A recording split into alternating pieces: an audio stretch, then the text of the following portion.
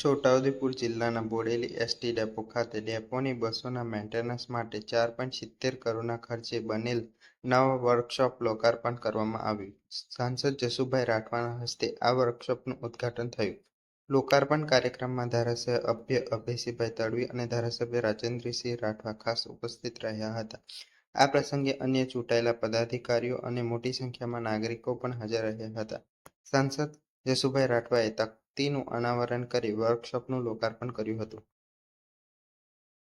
આજે છોટાઉદેપુર જિલ્લાની અંદર એસટી બસ માટેનું એક નવીન વર્કશોપ 4.64 કરોડ 60 લાખના ખર્ચે બનાવવામાં આવ્યું અને એ સરસ મજાનું ભવન બન્યું. ત્યારે હું આજના તબક્કે ગુજરાતના માન્ય મુખ્યમંત્રી શ્રી ભૂપેન્દ્રભાઈ પટેલ સાહેબ અને આ વિભાગના વાહન વ્યવહાર વિભાગના માન્ય મંત્રી શ્રી હર્ષભાઈ સંઘવી સાહેબનો ખૂબ ખૂબ આભાર માનું છું.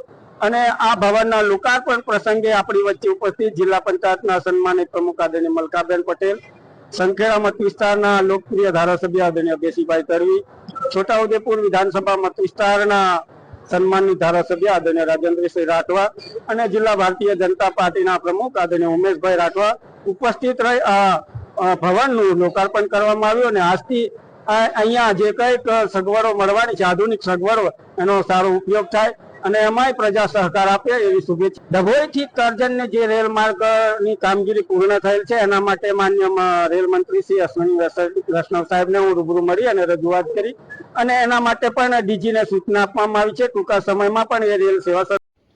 છોટાઉદેપુર જિલ્લાના તમામ સમાચાર માટે આપનું છોટાઉદેપુર યુટ્યુબ ચેનલને સબસ્ક્રાઇબ કરી બેલ આઇકન દબાવશો.